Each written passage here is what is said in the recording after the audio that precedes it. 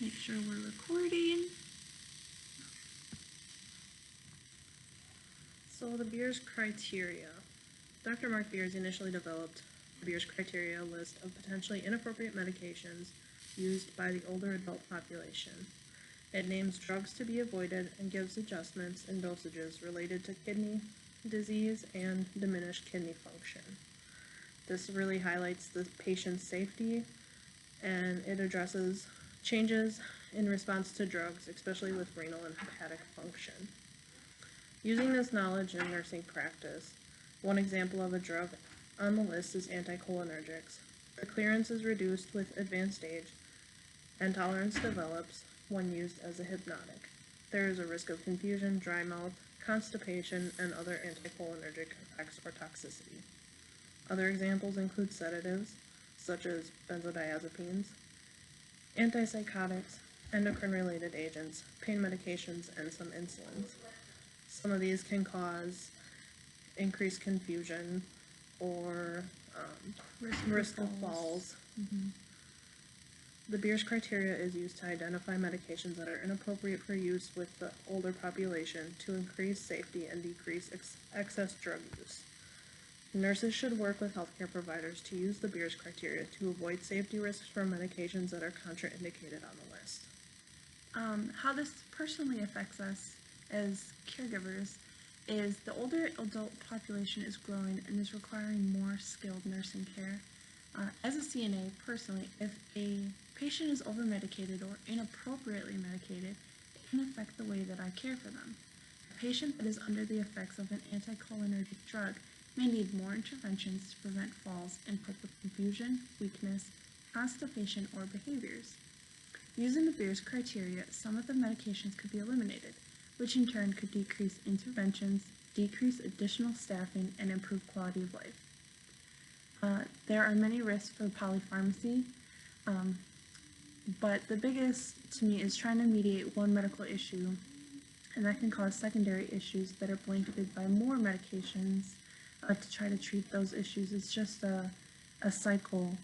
And the elderly have more specialized providers, which can decrease communication between the providers and increase the chances of the patients not knowing all of their medications and the adverse reactions to them, which can cause even more safety issues, especially for in-home care. Really, we're just trying to eliminate excessive drug use, eliminating these safety risks. Mm-hmm. Do we really need these drugs? Do the benefits outweigh the risk?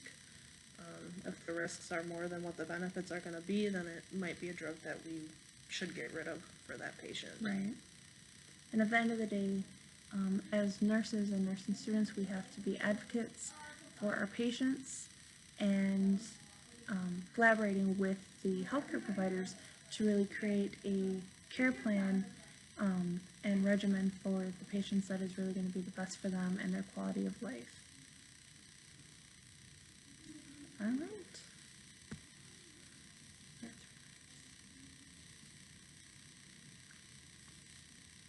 You have to be at 4 minutes, right? Yeah.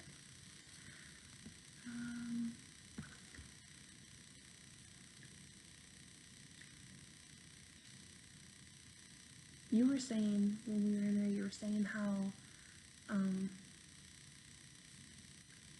with the kidney, like as you age, your kidneys and your liver, they start to change the changes in their function, functionality, and ultimately a lot of these drugs are metabolized in the liver and they're excreted through the kidneys.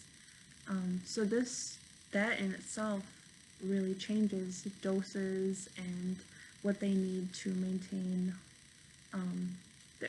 therapeutic levels within the medications. And that also can mean, normal doses can be toxic to Right. the elderly. And not only metabolism and excretion, but also distribution, because blood flow is usually compromised in the elderly. Right.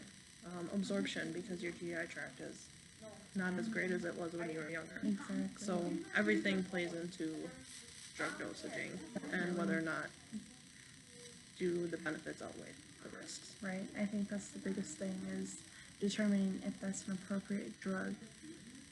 Because while it may solve one issue, a lot of these drugs have side effects that, are really contraindicated for other health issues that the patient may be experiencing.